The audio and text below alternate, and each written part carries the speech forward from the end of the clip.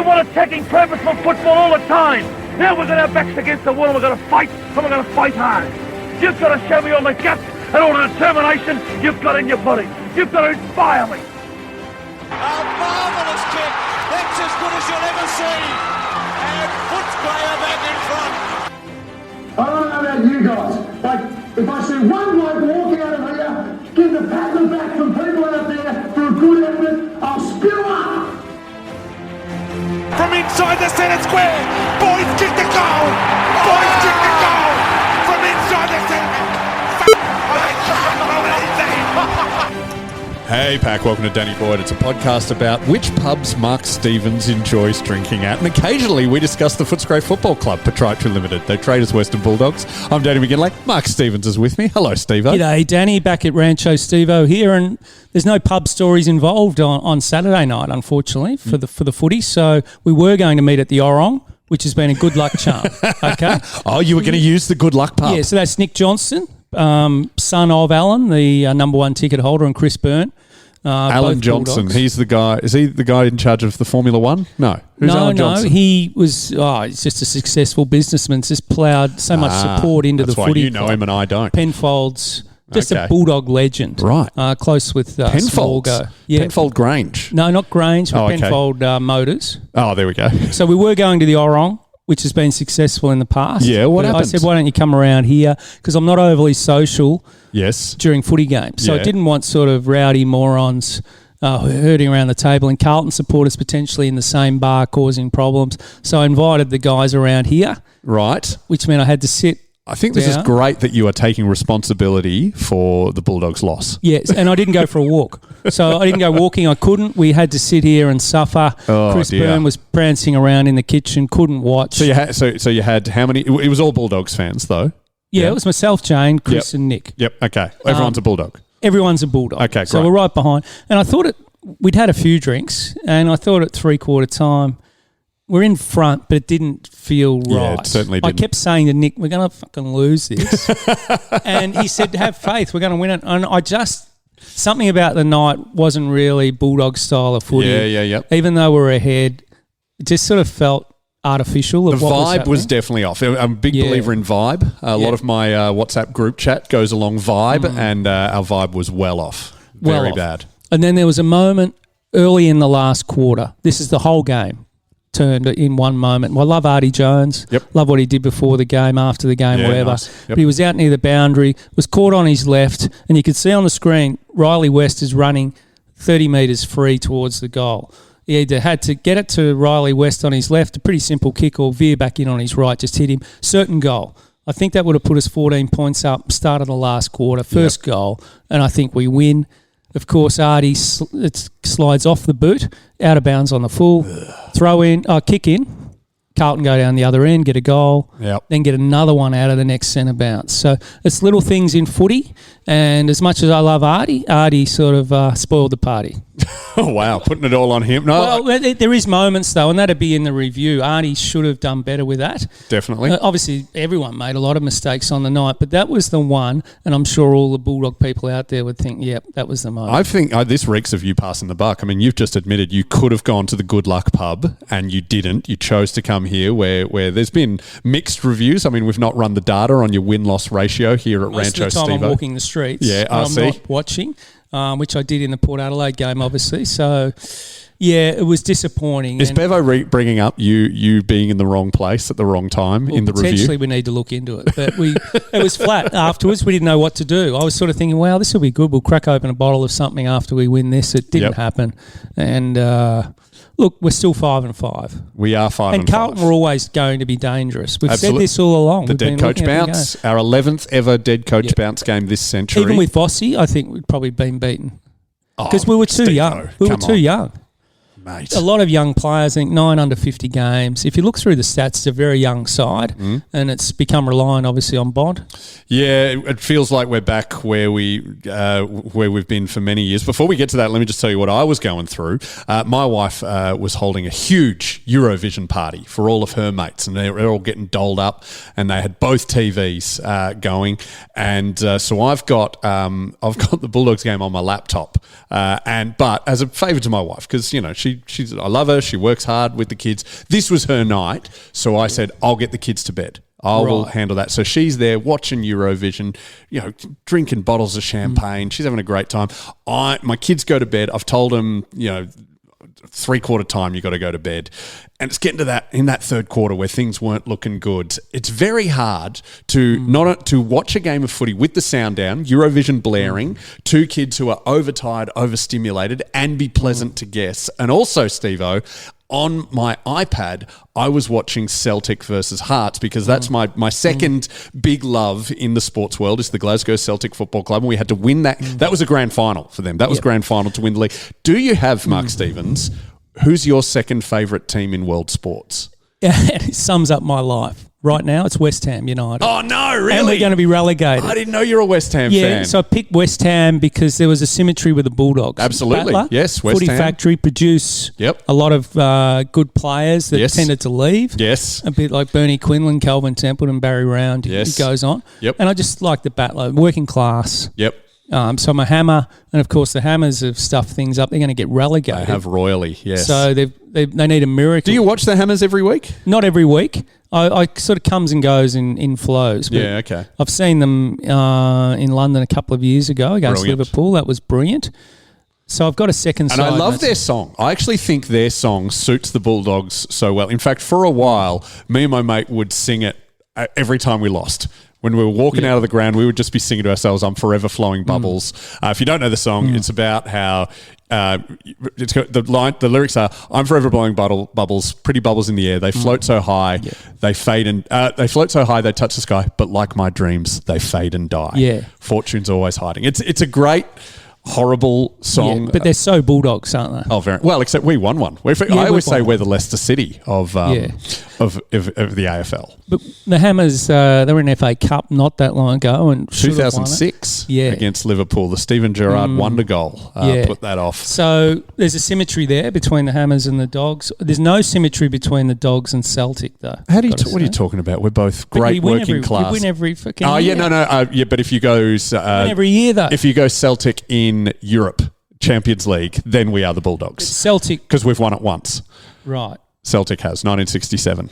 Okay, but it's more the league that they're in. The league, I know. Yeah. And we got knocked out of Champions League by a bloody Kazakhstan team early this year. It's been such a horrible season for Celtic, so the fact that they won it was amazing. But this is why I talk about having a diverse sportsfolio for nights like this when the Bulldogs have absolutely let you down. I'm not hugely into basketball, but my New York Knicks are doing well, so I've started to watch that. I need to diversify. I've think never you done do. it. It's too many eggs in the one basket. West Ham slightly. Then after that, there's probably nothing. I was a Canterbury Bulldogs supporter growing because they were the Bulldogs. Oh, yeah, the Storm are a good backup. They're usually good. I'm Canterbury Bulldogs. Oh, you stuck with them. Good on you, mate. With them. Yep. But there's not much there. I haven't got an NFL. Oh, NFL, the Rams. Okay, so I've become passionate about them. Are you going to go watch them when they come play at the G? I didn't get a ticket in the end. Nuts. My son's going. It was I should have. So it was $600, I think, a ticket. Had a chance to get two. My motto in life, in concerts and things, when you're there thinking, will I or won't I, always do it. Yes, I agree. And I didn't do it. So that's because it's sort of weird. It's the NFL game at the MCG. The Rams are playing the 49ers, I believe, who own Glasgow Rangers, by the way. So go Rams.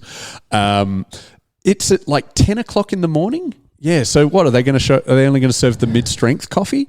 I think it'll be full strength. But imagine the pubs around Richmond, the Sporting Globe. I'm mentioning pubs again, but the whole place would be alive, won't it? Be early, and obviously that's to do prime time. US TV. Because I know for the Boxing Day test, the Cricketers Arms, which is my favourite pub opposite Tigerland, with the Mortal Kombat 2 and NBA Jam and the great wallpaper of all the old footy cards, that opens at like 8 in the morning on Boxing Day. I've never been up for it, but one day I will. One day I'm going to go there at 8 in the morning on Boxing Day. I mean, I'll be in bed by midday, but... Yeah. Wait, okay. I got my grand final tickets sorted today, actually. For this year? For this year. Like, I've got a press pass, probably get in, but I've now, because I've been on a run of grand finals, I haven't missed one since 98. Oh, wow, nice. And I like to share it with mates. So, very kindly through the Bulldogs, I paid for them. Oh, I okay. mean, they're $2,000 for a sort of package each, but got to keep the run going. Yeah, so fair myself enough. and a mate's coming over from Tassie. No, I don't live in Tassie. What are you talking about? Yeah, so it's expensive, but it's worth doing. Yeah. All kind right, of. fair enough. So it goes on the card, and then you hopefully forget about it. But it's a role that I'd like to keep doing. Well, I want to open up to the listeners. I think we need Stevo to get another team. Who are the Bulldogs of a different league that we can all get behind? I think, is there an ice hockey team we can get behind? An NFL team? I mean, you go for the Rams. I allegedly go for the Baltimore Ravens. But, we could adopt it as just the podcast team to follow. There's a security guard at Channel 10 who's really into the IPL, and he's told me to go for the Punjab Kings.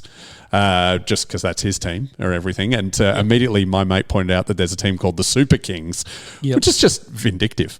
Yeah, it is.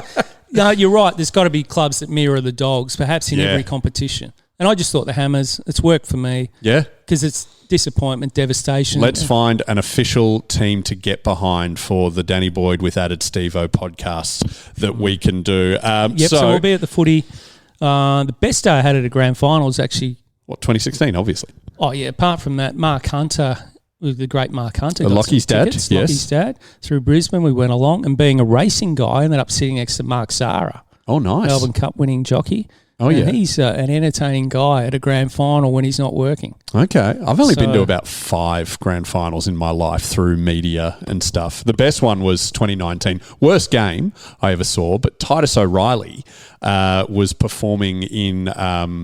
Gillon McLaughlin's big dinner, in front of the Prime Minister, Albo, the Governor of Maryland was there, and because the game was over by just after the quarter time, I'd done a corporate gig in another smaller room, but I was allowed to be standing room. Titus rang me and he said, "Hey mate, I've chatted to the security guard. He said you're allowed to come into this room and have some beers with me as long as you don't take a seat." And I'm like, hell yeah! So I got there. Dave Thornton was there. We got on it. Right. So what's Titus O'Reilly's real name? It is Alex. Alex. Alex is his real name. Yes. Oh. Yes. He made a good career out of it. He has. Yeah. He's a lovely guy. Is he in the comedy scene on the Not really. circuit? No, he's just a sports writer guy, and I used to do his podcast for a couple of years, and he's a ripping bloke. Yeah. So you had a pass to be in media pass, did you? I'd done a corporate for of course the Tasmanian Football League. Yeah, Cashy, absolutely. Yeah. Right. Okay. Me and Josh Dunkley were previewing the game. It's amazing the amount of cashies that go around. They're great, aren't they? Grand final day. Yes. I had to host one for Carlton once. Oh yeah, nice. They were desperate for some host pulled out, so it was at the Park Hyatt. And by the way, I'm willing to do any of them. If they, it's around this time of year that people start choosing. If you can't afford Tom Boyd, I'll just let you know. I'll do it for a quarter of his fee. Yeah, I think it was Marty Fields was the comedy guy. Yep. And I had to MC it. Yeah, nice. Yeah. That would have been a good day. Good little earner. I haven't done one. They didn't ask me back because I probably said I was a Bulldog supporter. But at those functions, it's Carlton brunch. Yep. But they're all a mix of supporters. People have got their tickets from everywhere. Yeah. As part of this package with the Dogs, you get a lunch that's actually put on by the Saints at the Park Hyatt. Okay. So it's all weird stuff happens at grand final. Yeah, all right. Well, okay. I think that may be it looks like that's the only way you'll get into the grand final this year. It doesn't look like we're going to be really pushing for it, barring another 2016 style miracle. I was watching AFL 360 last night, and Jared Waitley used a great term. We're on the breadline again, Stevo. We're on the breadline. They've even, they've moved the breadline from 8th to 10th, and that's where we're sitting. Why does this keep happening? I know the wild card game has given us fresh hope, but we're on the brink of it again. Yeah, that's what we do. I was talking to someone at the club this week. We're back at 5-5. Yeah, no matter how we get there, we always end up at 5-5. Is that true? Have we been there like the last few years? Seems to be 6-4 at best, but 5-5 is where we end up. Either we start slow, start quick. It's just it's been there's been a lot of joy this year, I must say. Yeah, but it was all at the start. Round 1, obviously in the toilet at the Darkness concert. It's all been downhill since then. That was one of the best nights I've ever had. If you didn't hear the episode, Stevo went to see the Darkness rather than watch the footy, but then he was watching the footy on his phone in the toilet, and it just got too exciting. Maybe you need to go. That was at the Forum, wasn't it? At the Forum? Whoever's playing the Forum this Sunday. Oh no, we're playing Sunday afternoon. Maybe the Wiggles are on. Yeah. You sneak into the same toilet. So I came back for the encore, and then we went and had a few drinks across the road at the Duke of Wellington, another good pub. So we have had some good times. Yes, this year. Come from behind in a couple of them, But we probably got our just desserts on Saturday night. There wasn't enough. Could this be the low point, though? Could this, if you think back to 2016, the low point was absolutely, we had a few, but there was a game against Geelong we got thumped. There was the game where St Kilda, where Mitch Wallace broke his leg, Jack Redpath did his ACL, and it just looked like, we looked like we were in this situation again. And now this is the problem with 2016. It always gives you false hope. Always. It is now forever. You're looking for patterns for where, for maybe things can come good. I think we're a wild card type operator. If we can get into the wild card, we could do some damage. Getting there, it's not going to be easy. I've looked at it because our percentage is pretty crappy this year. You're going to need 12 wins, so that's another 7. Yeah. So it's not going to be easy. 7 and 6 we need to go. But if it wasn't for the wild card, we'd be in deep. Yeah, we would. Trouble. Yeah, absolutely. Yeah. And so that's the advantage of it. It gives you hope. Hang in there. I've got good news for everyone. I've got a couple of things, good news. I've got an exclusive, Mark Stevens. I know you're the journalist of the two of us, but I've actually done some sniffing around, and I can confirm that a rumour is not true. It's not happening, even though there's a bit of us that wanted it. There was a very strong rumour that Tom Campbell had been pressured into retiring by the Bulldogs so we could pick him up in the mid-season draft. Have you heard this rumour? I had heard it. It would be great. One of the best blokes in footy. Right, Last time I saw him, he was in a neck brace and he looked like he'd been in a car accident, so he's not travelling too well. No, and I actually just texted Tom directly and he said, no, it's not happening. So that is an exclusive. We're not getting Tom Campbell, which, although he describes himself as a list clogger, he is genuinely one of the best people you will ever meet. Isn't he terrific? Like, I went down... Let's get him on the pod. Yeah, Let's get him on the pod. I was down at Melbourne training earlier this year, and most footballers really don't give a rat's toss about media and people. And he went out of his way to come and say hello in the neck brace. Yep. Just a terrific networker. Or networker, and also natural networker. Lovely He's human. not doing it for any personal gain. No. He's just a nice guy. I've seen him at the Bulldogs Pride marches, even though I believe he's got a wife and a child. He's an ally. Right. I've seen him at Parliament House spruiking. He's got there's some charity he's the face for. I saw him at Parliament House. It's like climate change for local footy or something. Yeah, I don't know. Anyway, let's get him on. He's a ripping bloke. We're not getting him in the mid-season draft. Let's get him on in the next couple of weeks. He's undervalued. Yep. He's the greatest survivor in footy. I don't think he's ever played more than 9 games in a single season. No, but he was there in 2016. So, he didn't play, but he was part of the magic. Yeah. He would have played a game, so he should have got good a medal. backup. In those days, we had backup rucks. Oh, remember that? That went out in 2016. That was like Pokemon Go. So we need to get one, obviously. Mid-season draft is next Tuesday. How does it work? So what do we get? We'll get a pick because Sam Darcy is out for the year. And is it based on the bottom order? team will so maybe we tanked just to get a better pick in the mid-season. We can hang our hat on that. Maybe we're getting down lower. We've got someone in mind. Then we can parachute and propel ourselves to a new level. I know you're joking, but you just gave me so much hope. Yeah. But there's always someone in the mid-season. We got Selwood in the mid-season draft. Yeah, nice. Last year. The other scoop is we just put up on Zero Hanger Riley Garcia, which is really sad. He's done his hammy again. He's done the hammy again. The poor guy's in Top Dogs every week talking about his comeback.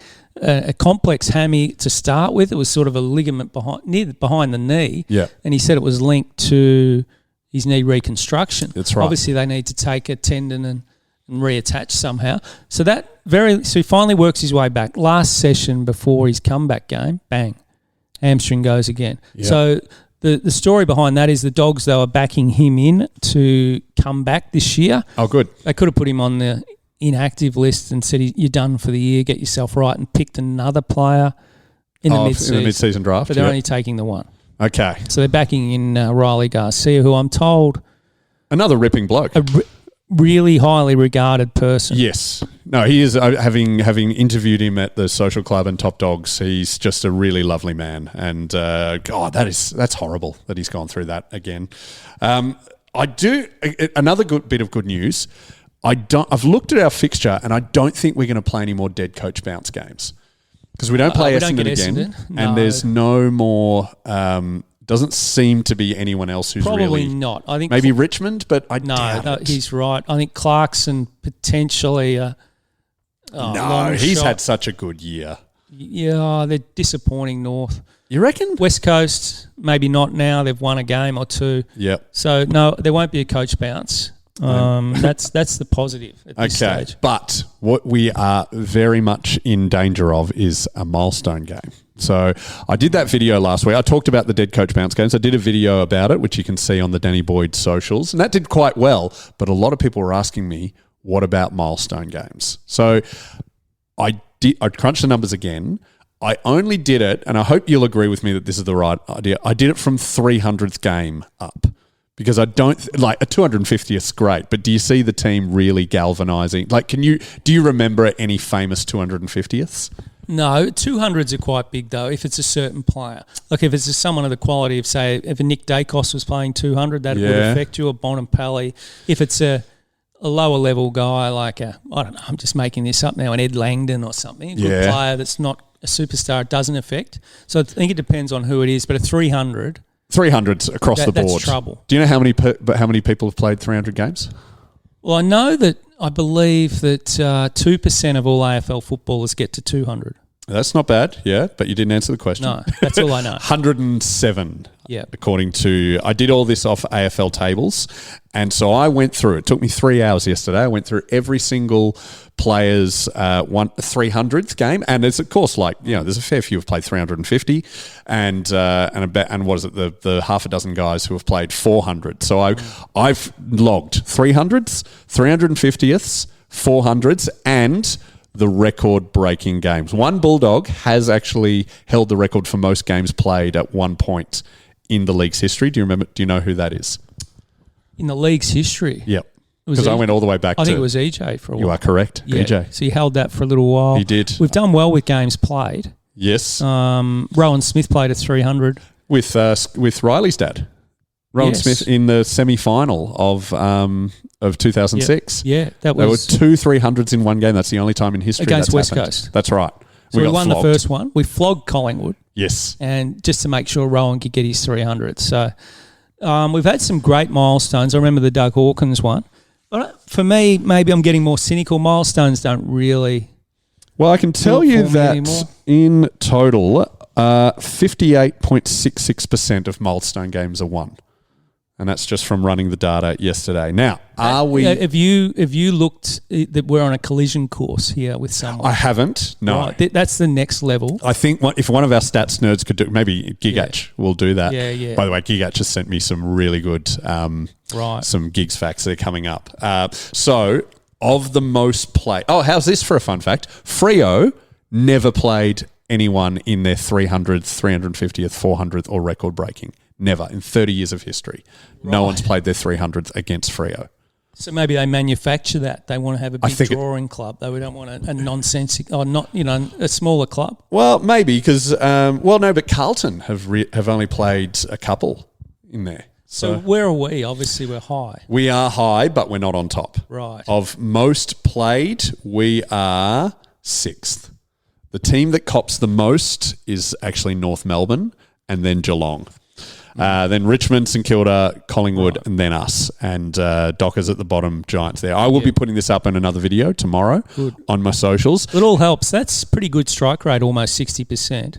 Yeah, we've won of ours. We have played 10. We've only won 2 of them. We've lost 8 milestone. And I'll tell you why that is.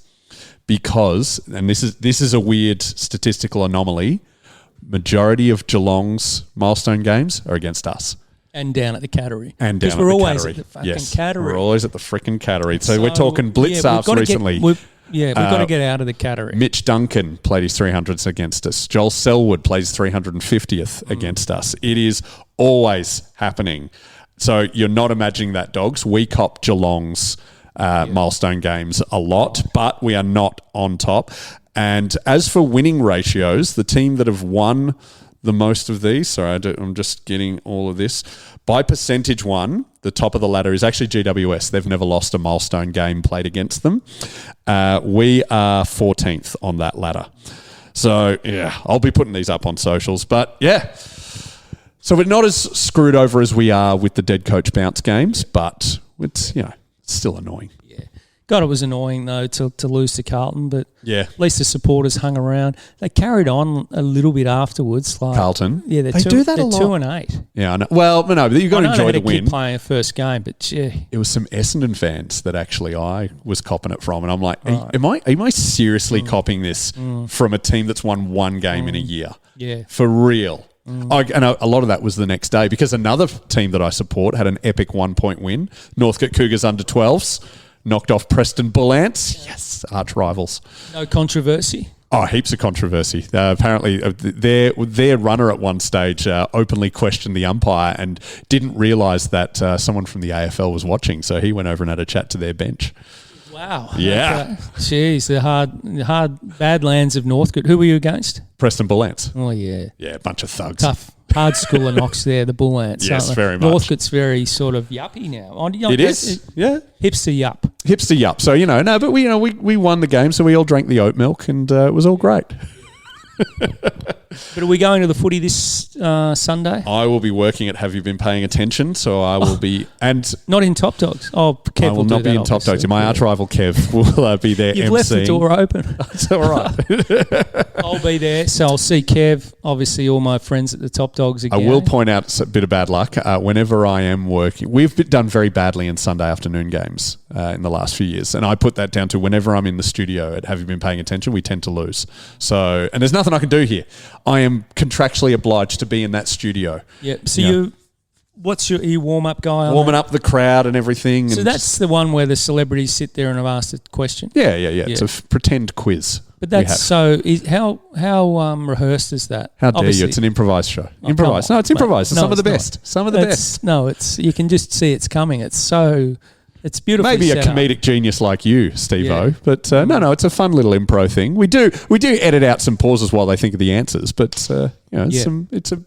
we get the best of the best. Yeah. We get the Champions League of comedians. How on do you there. get in the audience for that? It's very hard. We have a Right. waiting list of 100,000 people who Oh, want to be bull where we are. dust. No, for real. Bull dust. Because it's a really small studio. And it's free. It's free to get in. 100,000. 100,000 Surely people you on could the get waiting your list. podcast mates in. For a It's, show. you got to 100,000. grease the palm of the Where do working they- dog people. where is that That's at done the at? Como Centre at South Yarra. Oh, so it's done at the old Channel. That's It why is you know. Channel 10. That's why you know the Channel 10 That's right. security guard. Yeah. He was the one telling me about it. Right. Okay. So it's in where they did the panel. Yeah, that's right. Same studio. Where Right. Good Morning Australia was. So There's still a cardboard cutout of Bert out the right. back. Very small. Yeah, studio. man. Yeah, exactly. Yeah. That's why it's hard to get in. Yep. And that crowd has to be absolutely up and about, which is why they bring me in. How many shows per sitting do they? Just do? one, because it's topical. We got to go of the week. So it's done. Okay. And Sunday afternoons. What's the turnaround? So it's what night does it go to? air? Mondays. So So it's a quick edit? just over 24. So it's a fairly easy edit then. It's done as live. Yeah. But Yeah. the big thing is the lawyers have to be Yeah. present, because there are some things that don't make it to air for reasons that are pretty obvious, Yep. and they're a lot of fun. Yep.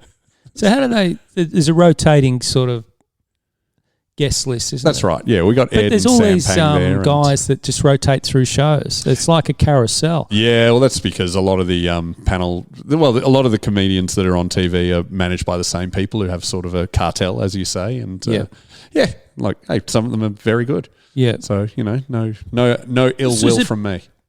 Not that you'd probably know, but is it big dollars to be on that show, or is it more about projecting your profile? I'd be both. Yeah. So it's a win-win. Working dog pay properly. They are. Yeah. They're the best of the best. So Yeah. they're not going to shortchange anyone. Yeah. But it also helps you. Because it's one of the few shows that on Channel 10 that people actually watch. Yeah, that's Sean McAuliffe. I was just thinking he's doing a new show now on. He's on gambling. ABC again, I think. Like, how many freaking shows?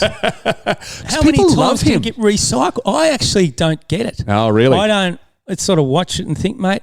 I would love to see, if you looked up his Wikipedia, how many shows he's actually done and how many have survived. The show gets canned and he gets another chance. There's a lot of people like that. A lot of people. But I Just really keeps like coming Sean. around. And Yeah, he's clever, my wife obviously. loves him. She's Right. cultish. She would be freaked out by you to know that you, I'm just don't. not sure I get him. Yeah, that's fine. It's comedy's subjective. He's kind of funny, but serious at the same There's a time. lot of people that I work with who I don't find that funny, but I'm he's not going to been name given a names lot here. of second chance. Absolutely. Also, it's arguably. I heard someone saying that about Mick Malloy, and I'm like, well, yeah, because he keeps Yeah, but pitching he's shows good. and get. Yeah, of course he's good. Yeah, Yeah. And he's had not as many as Sean, but he's had a lot of shows. But that's because he comes up with them and he funds them and he takes the risk and he's bloody good. Yeah. Yeah. No, it's an amazing situation with Sean McAuliffe, I've got to say. There's another woman that does a lot of shows with short blonde hair that's been on fucking hundreds of shows. Shows get canned and she just keeps coming back. Which one are you talking about? Who are you talking about there? I'll find out by the end of the show. You're talking Zan Rowe? No, it's on Channel 10 shows. Okay. Angela Bishop? No, not Angela Bishop. She's just been doing the same job forever. Yeah. All those hard-hitting PR interviews with Hollywood stars that are scripted and people nod and you pretend that you're asking a hard question. Where you've got 3 minutes to ask a couple of questions. Yeah, the junkets and whatnot. All right, but we should get back into footy. I did want to read out an email. We do get a lot of listener mail and we appreciate all of it through the socials, but our Patreons do get sort of special precedence. Like I'll get a ping every time a Patreon sends us an email and I will read it and respond because that's what you get. It's only $5 a month, and you get exclusive content. We talked to Rocket Eid a couple of weeks ago, got some good insights there. And this is from Kirk, who has been a Patreon for a while. And a lot of people, when they email, they're emotional about things. We do get a lot of them just like furious frustrated at the Bulldogs season and where we're at. I want to read out Kirk's because it's actually quite eloquent, even though he is he's calling for a big dramatic change. So he said, "G'day, gents. Thanks for the show. Great to have Stevo on board. He's added some excellent high quality banter." Kirk? Is it Kirk? It's Kirk. I love Kirk. Yeah. So I'm winning you over. The captain. Captain Kirk. That's right. He goes. He's all right. As you know, I felt Bevo should have been moved on multiple times in recent years. I'd like to make my case again briefly, and I preface he's obviously a good coach. In 2015 and 16, he was a great coach, but his time with this group is up. Here's why. Results in recent years are average, just making or missing the finals. Over multiple seasons, Bevo struggled to keep high-talent players who are either troubled or needing a refresh in their roles. Jamara, Dunkley, Smith, Lipinski, McRae, Tom Boyd are all performing well or extremely well for their current teams. Not Boydie, obviously. Doing well on the speaking circuit. He is. Yeah, he's doing well for that. Yeah, that's a good point. There's older examples too. Coaches like Fagan and Chris Scott seem better at managing highly talented players. It's hard to think of players who have improved this year. I can only name Buku, Sanders and Artie. It's even hard to find players who have maintained form. Most are playing worse than last year. Obviously, a couple are playing hurt, but that's really bad. A young list should be improving overall, not majority backsliding. Given our injuries, it looks like we're forced into a rebuild season where we play a lot of youth. Why not give this season to someone else instead of Belvo doing his umpteenth rebuild? Potentially some fresh leadership will give us a boost. Things can change quickly when you have talent, which we do. Look at what Stephen King's doing at Melbourne. What are your thoughts on that? I think for someone just being quite, calling for the coach's head, that's quite an eloquent, well thought out email. Oh, it is, and there's some good points there. I've got to say that we're not ready to pull the trigger on Bevo at this stage. Why do you say that? 5-5. Yep. Credits in the bank. Stiff last year. Still stiff the last 5 years. Not a lot's fallen our way. We have been stiff every year since 2018. Yep. 2018 was the last time we were legitimately bad and we deserved to miss finals. Yep. 19, we lose the elimination to GWS. 20, we lose the elimination to St Kilda. 21, we lose the grand final in very dodgy circumstances. 80-point loss. 22, lose to Freo after being 5 goals up in the elimination. 23, miss finals on the last day. 24, lose to Hawthorn. 25, miss finals on the last day. We've been contending. And the thing about the Bulldogs is you turn up most weeks, you're a chance, and you're always in the season. Like, there's doom and gloom now, 5-5, still in the season. Too early to pull the trigger on Bevo. Obviously, he's contracted for next year. So, is he contracted next year? I thought this was the end. No, another year.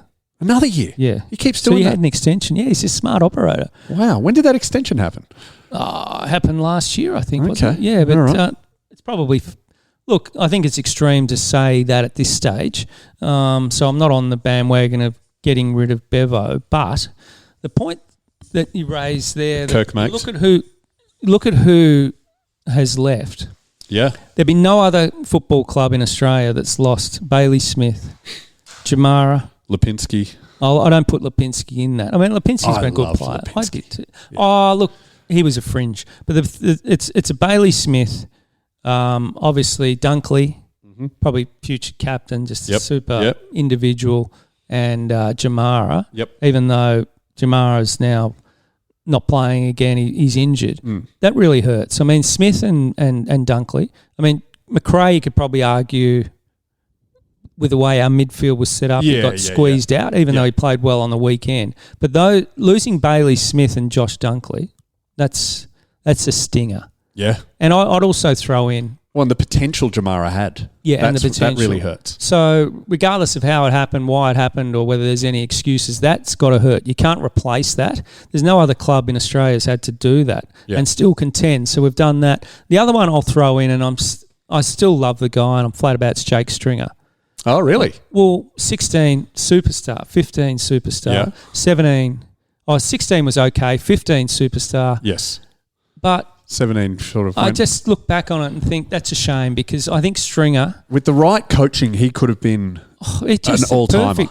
Perfect sort of third, tall, an all-timer. Just a ripper. But he clearly... He had a bit of laziness about him, like if he wasn't under contract. A top 10 pick. Yeah. And obviously Bailey Smith's a top 10 pick. And then when you look at what we got for Bailey Smith, it didn't seem enough at the time. Oh, no. What did we get? It's a slap in the face. We got you need to look it up. It just was never enough. We got a free pizza at Ocean Grove. Yeah, and people started talking down. There was others in the media started talking down Bailey Smith. Oh, he's a risk. He turns it over a bit. Is he really that good? He does. That's correct, he does. But we all knew that he ran hard, got the pill a lot. He's a bloody good player. So... in the end, we didn't get anywhere enough for him. We got nothing for Jamara Ugle-Hagan, pick 73 or something, which we didn't even use. Yeah, so that's the number one pick that's actually... Are you saying this is why we keep Bevo against Kirk, or is this saying this is mismanagement? No, I think we have to keep Bevo, but there's something... So all these bad luck things... Well, they're bad luck, but you're right. Other clubs, it doesn't happen to. I think it's just a combination, mainly bad luck. Okay. But to lose... Dunkley's still so popular. Yeah. And I find the Dunkley thing has never really been told. I think it's the biggest mystery in footy. Yeah. What happened? I don't think even the Bulldogs players would know. I think the only person who knows is Josh Dunkley. Yeah, like he was best mates with Bont. And sure Treloar. You never see Bont with him that much anymore. No. Maybe that's fractured. Obviously, he's good mates with Treloar. Yeah. He's good mates with a lot of people. Yeah. Still at the Dogs. And look, he's not a superstar, but he's just such a solid operator and a winner. And we've seen that in big games. Yeah, agreed. So we can't cover that. 3-time premiership. So how are you supposed to win a flag when you lose to Smith, a Dunkley, and you lose a number one in Jamara, and then you lose the number 2 in Sam Darcy to a knee? That's 4 elite. I know, but are we arguing over symptoms or cause here? Bit of both. But I'm not going to move Bevo on. Okay. Just yet. We were in love with Bevo 6 weeks ago. We were. That's true. Are you saying that we should be thinking? No, I was just reading Kirk's letter. I know enough about footy. See, where people often ask me, where are you at? You must know so much about footy. You know the Diane Kruger effect, the Dunning-Kruger effect, where the less you know, the more you think you know. I've now done this podcast for 5 years. I was on ABC Grandstand, Channel 7. I know enough about footy to know that I don't know enough about footy. So I fully admit I am not the right person to ask. So, I mean, I look at Gia and I go, I want him next, whether that's now, whether that's in a few years. I agree. I look at Gia and think he looks a good bet for next, but who would know? Yeah, well, you don't know until smarter people than us. Job yet, but he's a perfect fit eventually. But I think Bevo needs to be given a bit of a chance yet. I mean, losing these injuries and losing Sam Darcy, well, the more I look at it, I've tried to overcome it, but I started thinking about it last night and think that's just horrible. Yeah. What happened, and it's going to impact his start of next year. So it's a flow on. It's a 2-year project to get back to your best. God damn it. All right. Well, it's time for Gigs Facts. Gigs Facts. Danny asks the questions and boy he reacts. So sit on back and relax. Put on your thinking cap because we're gonna do the Gigs Facts. Gigs, we had him on last week. Official club historian. He's decided to go a different tact with the Gigs Fact. He's usually given us good ones that talk about how we're going to win.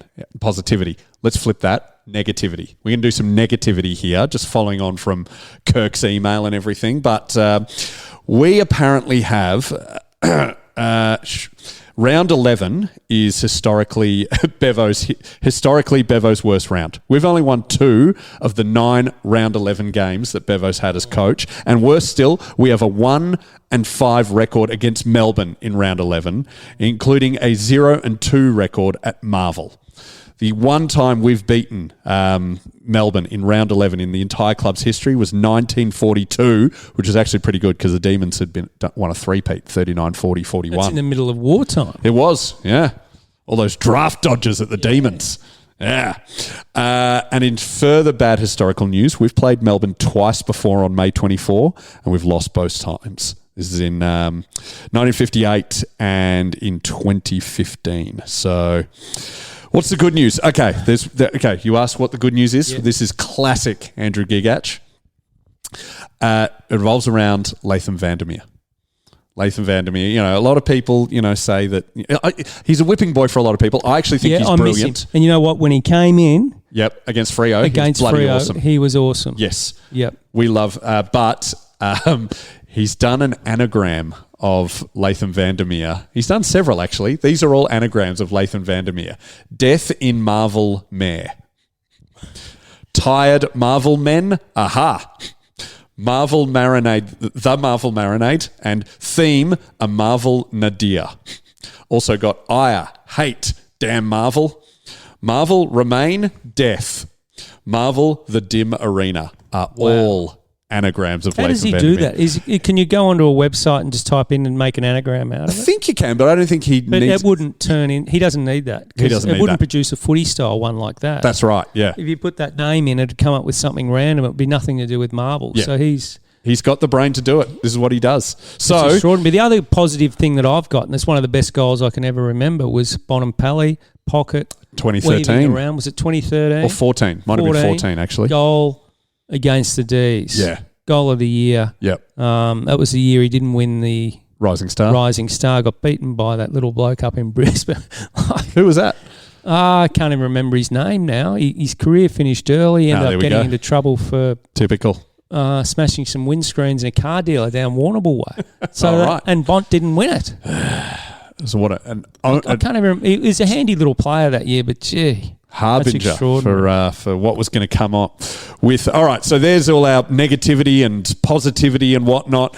God, I hope the Dogs... It would be great to knock Melbourne off. I think we're a chance. I mean, Melbourne's still Melbourne. Melbourne lost to Essendon. That's true. So they can get ahead of themselves. They do look like they're playing good footy at the moment. They don't like Marvel. Their supporters don't travel to Marvel. That's true. You can't carry a cheese board on the train through Spencer Street, so they don't get there. But I'm just going to have a look at the Rising Star. I'll get there at some stage as to who that was. It was a bit of a trivia question. But, yeah, I think we can win. I think we'll push them at the very least. Well, my information is that Tim English is reasonably close to playing. Okay, that's good. I'm not going to say that he's likely or certain, but he's a wait and see. Mm-hmm. So that's a big... I think that'd be a huge... And any update on Cody? Cody is still... Keep an eye on the VFL away. List. Yeah. It might be... Maybe he's named, Well, they've played that down. Down in Casey, I think it was this week. They play at Casey. They played that down, and the week after, I think he had Collingwood. All right. But I wouldn't be surprised, Cody being Cody and the Dogs being the Dogs, which is fair enough. They might just slip him into the VFL team on the quiet at some stage. So the Rising Star that year was Lewis Taylor, yeah. Louis Taylor. I don't remember that name. You don't remember the name? No. So the final voting, he won by 1 vote. Got 39 votes, Bont 38. Luke McDonald of North Melbourne 32. James Aish from the Lions at 19. Okay. Well, and by the way, the injury list has just come through. James O'Donnell is a test. He will play. Tim English, Luke Kennedy, Liberatore, Zach Walker are all under concussion protocols. And it says Cody Waitman 1 to 3 weeks. Latham Vandermeer 4 to 6. Bailey Williams 5 to 7. And Riley Garcia and Sam Darcy indefinite. It's frustrating. So what have they got for... So who's in concussion? It's more... is Tim Kennedy. English, Luke Kennedy, Tom Liberatore, Zach Walker. So you've got 4 in concussion protocol. Yeah. Gee. That just sums it up, doesn't it? Yep. But we are, as a club, my information, very strict, which is fair enough on concussion. Good. I think some clubs, we're not saying that they roll the dice, but I think the dogs do a really strong stance on concussion, Yeah, fair enough. which is fair enough. is And good. at times that can cost players games. Yeah. Well, okay, we're going to slip behind the paywall. And thank you very much for listening to us. We'll be back next week. We're going to try and get, let's get see if we get Tom Campbell. Tom Boyd is due to join us again next week. Yeah. So What about Bigsy? We can get him on. yeah, let's get Bigsy. We need some upbeat. Let's have a chat to them about We can get plenty of old ex-greats on. We can get Mark Hunter, my mate, on. Now we're talking. All right, He's good, sweet. and he might even give us some racing tips. He'd definitely come on. Okay. He's the biggest punter, and geez, he got me into trouble that day with Mark Zara. Does Mark Zara like a seltzer or two? Okay. Jeez. All right. Well, all right. We're dipping behind the paywall. Thanks. Hope your team wins.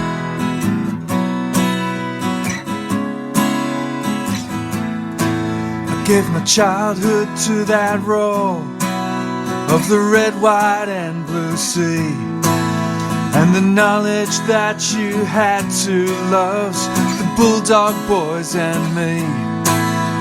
20 years on, I feel that longing hanging in September air. But the reason I go every week is to pretend you're still there. And they will find the glory one day, and I will throw it at your feet. It's a long, long road they're running for you, the dogs of Footscray streets.